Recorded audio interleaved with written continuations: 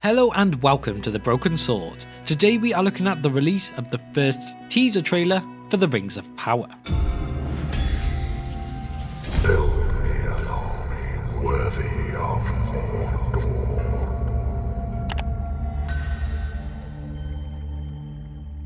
So I'm sure you are all aware the first teaser trailer for The Rings of Power dropped during the Superbowl last night, so of course we need to talk about it.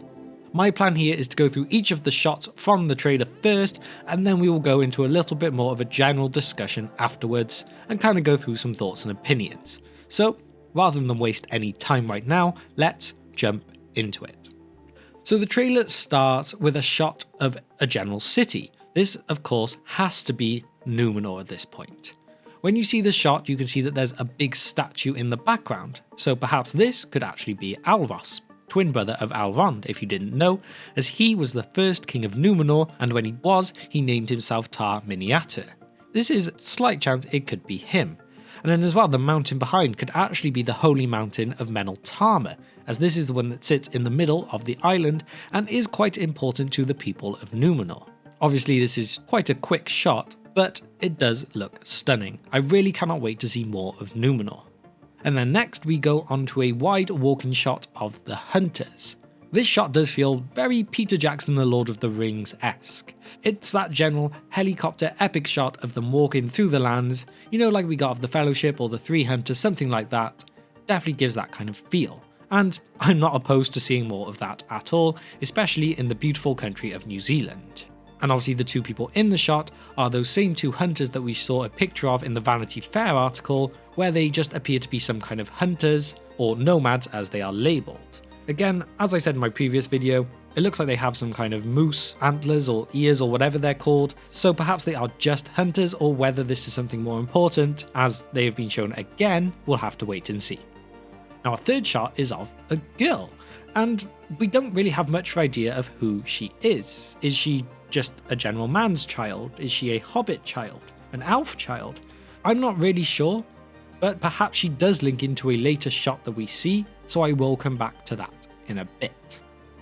And then next, we get a wide open shot of this icy terrain with a waterfall, and then closer in on Galadriel using her dagger while climbing some ice wall. The big question here is this the Halcaraxe? I've mentioned before the Halcaraxe is the ice passage to the north that many of the elves used to make their way into Middle-earth. Now this could make sense, but if it is, they have definitely made it far more dramatic than it probably was. We need to remember, like I said, there were many of the elves that actually took this journey at one point, and not all of them could have taken on such a strenuous journey which would have involved climbing an ice wall. So they've either made it much more dramatic for TV, or this is actually something else, which is kind of where I'm starting to lean towards. Maybe this is something actually of a location up north, and this all happens after Galadriel has already come to Middle-earth, not on her journey into it. Perhaps she goes on some kind of mission afterwards, and whether this is to fight some remaining evil of Morgoths or preventing the evil rise of Sauron, we don't really know at this point, but what we do know is that everything up north is much more deadly. It is really a tough thing to know, and maybe in our full trailer we'll get more of an idea. But something this does seem to show is that Galadriel is almost 100% confirmed at this point to be the main character of the show. We were kind of getting that idea anyway, but I feel this trailer definitely helps confirm that. Now moving on to the next image is that of the man caught at sea. Again, this is something we had behind the scenes images of from the Vanity Fair article, which means this is also the new character of Halbrand, played by Charlie Vickers. This is one of the characters that has been introduced solely by Amazon for the show, so not a Tolkien original. It will be interesting to see how much they focus on these Amazon original characters as opposed to the Tolkien characters. I'm hoping they don't go too much one way and that we do see a lot more of the ones we already know. But again, we'll have to wait and see. Now we move on to the elf catching the arrow and shooting it back. I've seen a couple of people say this may seem over the top. However, it is not exactly unheard of after some of the moments that we did get in The Lord of the Rings, or even The Hobbit, although I'm less inclined to use that as an example. We've had Legolas ride downstairs on a shield while shooting his bow. We've had him climb a charging Mumakil and kill it on his own. So a separate elf catching and refiring an arrow is not the most out of this world thing. albeit if they do have moments like this, I hope they don't go overboard with them and perhaps just use them very sparingly like the Lord of the Rings did, basically giving Legolas one of these epic moments per film, really just to stop them seeming almost overpowered and become a bit boring. They need to work as those epic moments. Again, something we will have to wait and see. Now we see a shot of a meteor flying overhead, but what could this mean? Is it true that there is a person inside of this that will appear later on? Is it a sign of the beginning of the destruction of something, or perhaps the beginning of a war? We will have to wait and see with this one, although this is another point I will come back to in a moment at a later shot. Then in reaction to this, we see an elf looking up to the sky in what appears to be looking at that meteor, although when it comes to trailers they could well have cut two completely different things to make it look like they are together, and this may well be one of those moments. However, we do get a very clear idea that this elf is going to be Gil-galad in the show. After that, we see Galadriel leading a horse charge into what must be some kind of battle, but that is such a quick shot we can't really gather much more than that from it. After this, we see some sort of ice troll or giant, I'm not really sure, but this shot does leave me with a little bit of caution. It may seem a little over the top or just not like the cave trolls and trolls that we have seen in the past. It feels very fantasy, but not necessarily very Tolkien. Again, we'll have to wait and see what the context of this is, if that monster makes sense to where they are. It's something that's very hard to judge with such a small snippet of a shot. And the next one we move on to is the group of elves in the forest. Now to me this appears to be Lindon, and I believe this because one of the images we got from the Vanity Fair article was also from there as well. It looks like there's actually a council going on at this point with many elves in attendance. So this could possibly be discussing the coming of a man representing the Valar to their doors, which of course would be Anatar. Maybe something else completely, but this is just one idea. Either way, elves in their natural habitat is something that's great to see. Moving on again, we get a couple of quick shots now. Firstly, we see Durin the Fourth looking kind of sad or perhaps overawed by something, but it is unclear by what.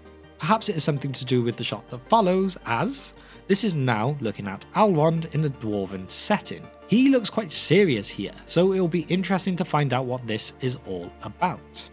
And then after this we get a shot of Disa, who is of course the female Dwarven queen who lacks a beard as many people expected it. Now in this shot, is she singing, is she chanting, is she screaming? It's quite hard to tell because it is so quick. Maybe it is just something she is addressing her people with. Again, until we get more of it, it's too hard to really judge what is happening or what may be the context of it. So once we move on from this, we then get Galadriel in some water. She's been pulled up onto what appears to be some kind of boat, and there is an arm coming out to push back her hair and check her ears. Now there are rumours saying that she will be captured by the Numenorians in the show, so this could be the moment where she is caught, confirmed to be an elf, and taken back as their prisoner. The elves and the Numenorians weren't all the best of friends at this point, so maybe when she is caught she is seen as some sort of spy trying to get information on them. But at the same time, there is no documented recorded history of Galadriel on Numenor, so who knows what kind of stuff they may add at this point.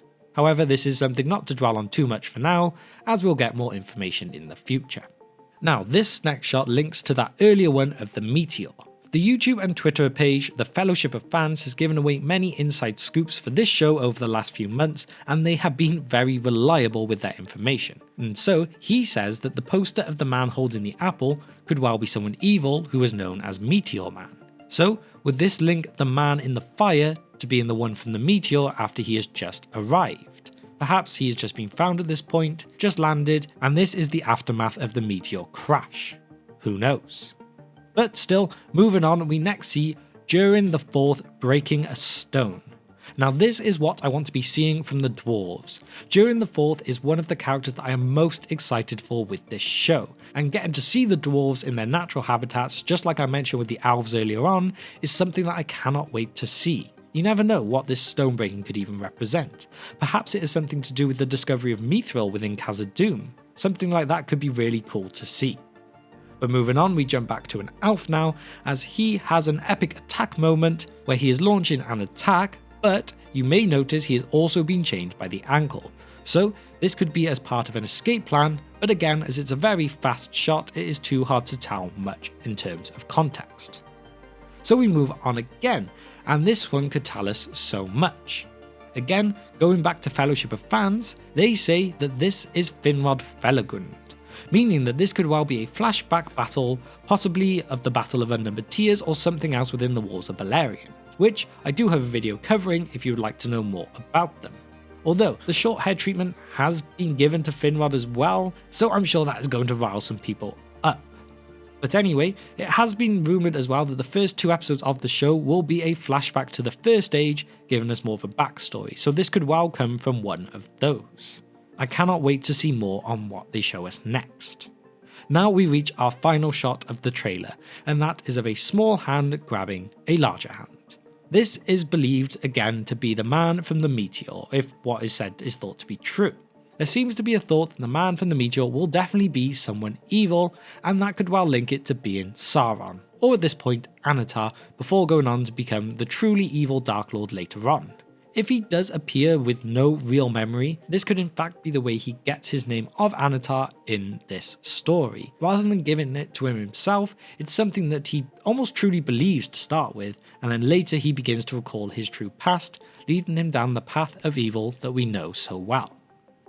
So that is the quick breakdown of shot by shot from our first 1-minute teaser trailer for the Rings of Power show. So now that we've done that, let's just have a minute now to have a general chat about a few things. I personally think pretty much all the shots from this trailer just look amazing, but I don't think that part was ever really in much doubt. The money that Amazon have thrown at this show is almost ludicrous, but it does mean that there's always going to be a very high production value. It goes back to that thought that every frame in every shot should be good enough to be your poster, and I feel like this show is going to be an example of how that can work.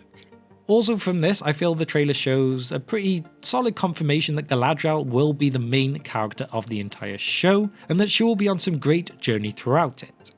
After all, this Galadriel is not quite the same person that we meet in Lothlorien in the Fellowship of the Ring. She still has plenty of time to grow into that. And even from the beginning of the trailer, we hear that voiceover say, "Haven't you ever wondered what else is out there?" This does feel a bit classic fantasy adventure trailer, which is actually a bit of a cause of concern. We do not just want this to be another classic fantasy story, as Tolkien's work is anything but just another fantasy. It is the fantasy story. So hopefully it stays that way, and this trailer is more just of a way to get the general fans into it as opposed to the people who are more in love with classic Tolkien. And I do feel that is a strong way that Amazon had kind of marketing this whole show. Now next, I touched upon this point within the shots, but I will also again here, and that is of the Meteor Man. As mentioned before, this information comes from the Fellowship of Fans, so please check out his stuff if you do want reliable rumours and early reveals on the show. But he says this meteor is the cause of some person to come to the lands, who will then arrive with amnesia. Originally, when we saw the poster of the person and the description, I thought this could well be a blue wizard, but upon hearing it is more of an evil person, my thoughts now strongly go towards it, of course being Sauron, with a changed approach of how he comes to Middle-earth as Anatar.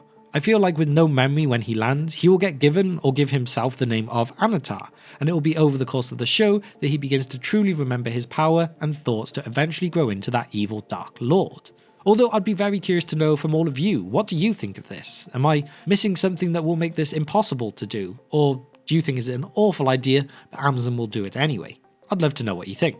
But anyway, moving on. I do actually wish that this trailer had given us a little more of Numenor. We really just kind of get that one shot at the beginning, but I do guess that is also the point of a teaser trailer. It needs to leave you wanting more. If we'd all watched that trailer and thought that we'd seen everything we need to see, we had no questions about anything that they've done, then that doesn't really tease us, that just destroys it. So I feel in that sense it kind of did what it needed, and I reiterate, I just cannot wait to see more of Numenor, but as well of the likes of Khazad-dûm and Lindon and all the other places in Middle-earth as well. The whole of this show has really split the fandom quite badly. Some people seem to be 100% opposed to everything that has happened. Some people seem to be blindly in love with it, that we are getting anything more Tolkien and will love it no matter what. Personally, I would say I'm somewhere in the middle of that, but leaning more towards the positivity than the negativity. I'm personally one of those people that can accept that this is an adaptation and it will always be an adaptation of the original work. You're not going to get the same thing. The same way I would love a screen version of The Lord of the Rings where every single bit is involved, not a single bit of information is left out, and we see the book perfectly portrayed on screen, but this will never happen. The likes of Tom Bombadil is very unlikely to ever make it onto our screens in that regard, and that's just how some things go. And personally, I can accept that, especially when they will be filling many gaps with no information. Things will be added, things will be invented, that's the way it goes. I'm just hoping those additions don't overpower the original source material that we got. I really just hope they won't go too overboard with it. As long as the decisions that they make feel like they can be grounded within the world of Middle-earth, I can realistically go along with it, whether I agree with them or not. Film and television is such a different art form to the books that sadly both versions will just never be the same. I just hope to enjoy the ones that we get for what they are. At the end of the day, I will go into the show with optimism, and when the episodes themselves are out, I will be critical or complimentary as I feel is right after watching them. I won't call it the worst thing ever before I see an episode. I won't call it the best thing ever just because it's Middle-earth, and I feel that some people just need to watch the first episode before they make a true judgment. So now really, I just cannot wait for there to be a full trailer to come out, and not just a small 1-minute teaser. I will really keep my eyes peeled, my ears pricked up, and like I said in my video about the posters, and I will say it again, there may be many red flags for people who love the Silmarillion and Tolkien's writings, but until I watch it myself, I will not judge a book by its cover. And so that is where I'm going to draw this video to a close for today. I feel like there is a good chance we will get more videos out on this trailer, but at this moment this is just some initial thoughts and a breakdown of the shots after the release last night. So here I would like to ask you all what you think. Everyone is 100% entitled to their own opinion on this show. All I ask is that you be constructive with anything that you write, and hopefully we can avoid some of the unacceptable language and threats that have come before. I look forward to hearing how everyone else feels about this trailer, and I cannot wait to read the comments.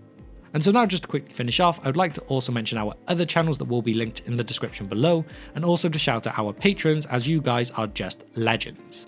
Firstly, our Divine Power tier members of Kevin, Abram and Matt, you are all awesome, and a big thanks to our Fire Demon tier members of Nashith, Denversteel and Gregory, and as well I cannot forget the Wizards of Staff tier members of John, Andrew and Finrod Felagund. You are all true legends of the Brohirrim. Finally, if you have managed to reach the very end of this video with me today, and you've enjoyed what you've seen, then please hit that subscribe button with the bell icon too so that you can be notified of future uploads. So thank you if you have managed to reach the very end of this video with me today. I cannot wait for September 2nd when this show comes out, but sooner than that I really cannot wait for a full-on trailer. So hopefully you stick with us until all those things are out, and I will see you next time on The Broken Sword.